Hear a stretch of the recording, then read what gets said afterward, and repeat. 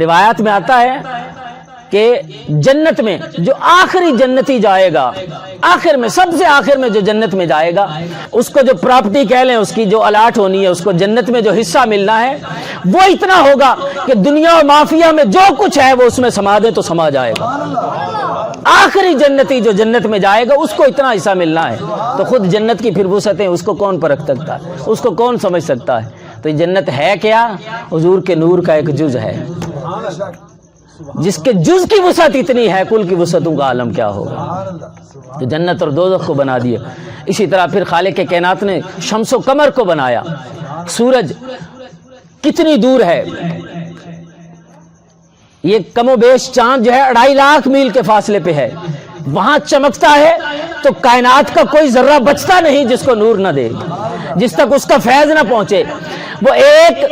جز ہے مصطفیٰ کریم صلی اللہ علیہ وسلم کے نور کا، جس کے ایک جز کی پاور اتنی ہے کہ کائنات کے ہر گوشے میں اپنی روشنی پہنچا دیتا ہے، اس کل کی روشنی کا عالم کیا ہو؟ وہ وہاں اتنی دور کھڑا ہو کے کائنات کے ذرے ذرے کو اگر روشن کر سکتا ہے تو مصطفیٰ اپنے گنبد خضرا میں جلوہ گر ہو کے کائنات کے گوشے گوشے کو روشن کر سکتے ہیں۔ رب الجلال نے اپنے محبوب مکرم صلی اللہ علیہ وسلم کو اس پوری کائنات کی یوں اصل بنا دیا ہے کہ کائنات ساری کی ساری جو ہے وہ بعد میں ہے، صدقہ کملی والے آقا کریم صلی اللہ علیہ وسلم کا تخلیق ہوئی ہے، اور حضور علیہ الصلوۃ والسلام اول ہیں، ان کو بنیاد بنایا ہے، ان کو ابتدا بنایا ہے۔ اور پھر نبی علیہ الصلوۃ والسلام کو جو بنیاد بنایا، ابتدا بنا دیا، نبی علیہ الصلوۃ والسلام کی شان اللہ رب الجلال نے اس انداز سے واضح فرمائی ہے کہ آپ اول ہیں، ساری کائنات بعد میں ہے، جو پہلے ہے اس جیسا پھر کوئی اور پہلے تھا ہی نہیں۔ وقت کی تو کوئی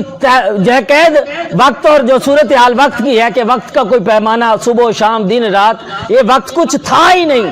جب یہ، مگر اگر یہ الفاظ یہ سارے جتنے بھی آج ہم بولتے ہیں اور کسی چیز کو جو ہے فرض کر لیتے ہیں، ان کا بھی وجود نہیں بنا تھا، اس وقت بھی جو ہے نبی علیہ الصلوۃ والسلام کی شخصیت موجود تھی، اس وقت بھی حضور موجود تھے۔ تو کسی بھی شے کی جو ہے تخلیق نبی علیہ الصلوۃ والسلام کے وجود کے بغیر ممکن نہ ہوئی، حضور علیہ الصلوۃ والسلام کے صدقے اللہ رب الجلال نے ساری کائنات کو تخلیق فرمایا،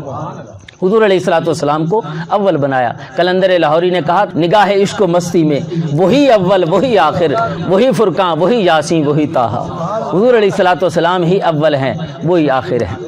یہ حضور علیہ الصلوۃ والسلام کی عظمت ہے، یہ شان ہے کہ آپ کو بنیاد بنایا ہے۔